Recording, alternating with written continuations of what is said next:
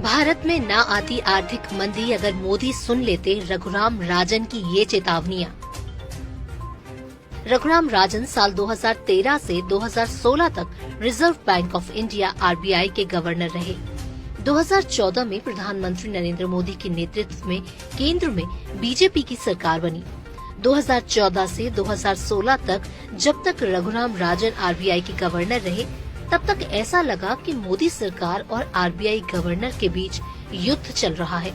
मोदी सरकार की ज्यादातर महत्वाकांक्षी योजनाओं पर रघुराम राजन सहमत नहीं थे। रघुराम राजन मोदी सरकार द्वारा जीडीपी के कैलकुलेशन के पैमानों को बदलने पर भी नाराज थे। नोटबंदी को लेकर रघुराम राजन को ऐतराज था, इसलिए मोदी सरकार ने सितंबर 2016 में उनका कार्यकाल आगे नहीं बढ़ाया। उनके बाद उर्जित पटेल आरबीआई के गवर्नर बने, लेकिन मोदी सरकार की बढ़ती दखलंदाजी से परेशान होकर उन्होंने अपना कार्यकाल खत्म होने से पहले ही 10 दिसंबर 2018 को इस्तीफा दे दिया। पिछले 3 दशक में उर्जित पटेल पहले गवर्नर थे जिन्होंने अपना कार्यकाल पूरा नहीं किया। इस समय शक्तिकांत दास आरबीआई के गवर्नर हैं। शक्तिकांत ऐसे गवर्नर हैं जो अर्थशास्त्री नहीं हैं। उन्होंने हिस्ट्री में एमए कर रखी है। उनकी सबसे बड़ी योग्यता यही है कि उन्होंने वित्त सचिव रहते हुए नोटबंदी और जीएसटी को लागू करवाने में अहम भूमिका निभाई थी। और तो और नोटबंदी के बड़े झटके के दौरान केंद्र सरकार का खुलकर बचाव भी किया था। देश के सबसे बड़े बैंक का गवर्नर अगर अर्थशास्त्री न हो तो उस देश की अर्थव्यवस्था का क्या हाल होगा, ये अब दिखने लगा है। जीडीपी के आंकड़े जोड़ तोड़ करने के बाद भी 5 साल में सबसे कम 6.8% है।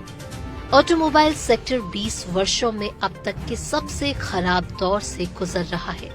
पिछले 3 महीनों में ही ऑटो सेक्टर में लगभग 2.5 लाख लोगों की नौकरियां जा चुकी है। लेबर सर्वे की रिपोर्ट के मुताबिक देश में बेरोजगारी दर 6.1% है, जो कि बहुत ज्यादा है। रियल एस्टेट बर्बाद हो चुका है। नॉन बैंकिंग फाइनेंशियल कंपनीज बाजार में पैसा डालने से कतरा रही हैं।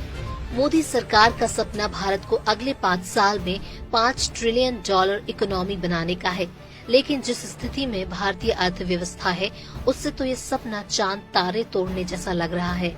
हाँ, अगर प्रधानमंत्री नरेंद्र मोदी अपने पहले कार्यकाल से ही रघुराम राजन की चेतावनियों को नजरअंदाज नहीं करते, तो इस समय भारत को आर्थिक मंदी का शिकार नहीं होना पड़ता। आइए आपको बताते हैं कब रघुराम राजन ने मोदी सरकार को उनके फैसले पर चेताया और अब उन फैसलों का क्या नतीजा निकला। शुरुआत करते हैं प्रधानमंत्री मोदी की सबसे महत्वाकांक्षी योजना मेक इन इंडिया से। मेक इन इंडिया नहीं होगा सफल। 12 दिसंबर 2014 रघुराम राजन की चेतावनी। मैं प्रोत्साहन दिए जाने के लिए किसी एक सेक्टर मसलन मैन्युफैक्चरिंग को चुने जाने के प्रति इसलिए आगाह कर रहा हूं कि ये प्रयोग भले ही चीन में सफल रहा है, पर भारत अलग है और एक अलग दौर में विकसित हो रहा है और हमें पता नहीं क्या ये सफल होगा। फैसले से क्या पड़ा असर। मेक इन इंडिया योजना दुनिया के बाजार में भारत की स्थिति को सुधारने में सफल नहीं हुआ है। वर्ल्ड ट्रेड ऑर्गेनाइजेशन के आंकड़ों के अनुसार 2017 में कुल ग्लोबल मैन्युफैक्चरिंग एक्सपोर्ट में भारत का शेयर 1.7% था, जो 2014 के 1.6% से थोड़ा ही ज्यादा है। रेटिंग एजेंसी क्रिसिल के मुताबिक 2018 से 19 में भारत की जीडीपी में मैन्युफैक्चरिंग सेक्टर का शेयर 18.2% है। मेक इन इंडिया लॉन्च करते समय मोदी सरकार ने साल 2022 तक जीडीपी में मैन्युफैक्चरिंग सेक्टर का शेयर 25% तक बढ़ाने का लक्ष्य रखा है, जो अब असंभव लगता है। क्रोनी कैपिटलिज्म साठ-गांठ का पूंजीवाद है, नुकसानदायक। अगस्त 2014 रघुराम राजन की चेतावनी। क्रोनी कैपिटलिज्म से पारदर्शिता और प्रतिस्पर्धा नष्ट होती है तथा ये स्वतंत्र एंटरप्रेन्योरशिप, अवसरों के विस्तार और आर्थिक वृद्धि के लिए नुकसानदेह है। फैसले से क्या पड़ा असर। रिजर्व बैंक ऑफ इंडिया की हाल की रिपोर्ट के मुताबिक पिछले 3 वर्षों के दौरान बैंकों ने 2.4 लाख करोड़ रुपए के बेड लोन को राइट ऑफ मतलब बट्टे खाते में डाल दिया है। पिछले एक दशक के दौरान किए गए राइट ऑफ का 80% पिछले 5 वर्षों में अप्रैल 2014 के बाद से हुए हैं। पिछले 10 वर्षों के दौरान कुल राइट ऑफ 7 लाख करोड़ रुपए रहा है। अक्टूबर से दिसंबर 2018 के दौरान ये राशि 64,000 करोड़ रुपए थी। बैंकों का इस समय 10 लाख करोड़ रुपए एनपीए बन चुका है। जेट एयरवेज, रेनबैक्सी और रिलायंस कम्युनिकेशंस लिमिटेड क्रोनी कैपिटलिज्म के कारण बर्बाद हुई। नोटबंदी से नहीं खत्म होगा काला धन।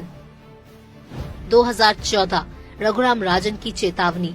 मुझे लगता है काला धन खत्म करने के लिए नोटबंदी के अलावा और भी दूसरे रास्ते हैं।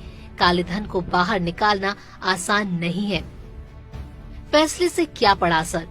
नोटबंदी से काले धन में कोई भी कमी नहीं आई है। आरबीआई की रिपोर्ट के मुताबिक 99.3% 500 और 1000 के पुराने नोट वापस आ गए हैं। नोटबंदी के वक्त 500 और 1000 के नोट 15.44 लाख करोड़ थे। उनमें से 15.31 लाख करोड़ वापस आ चुके हैं।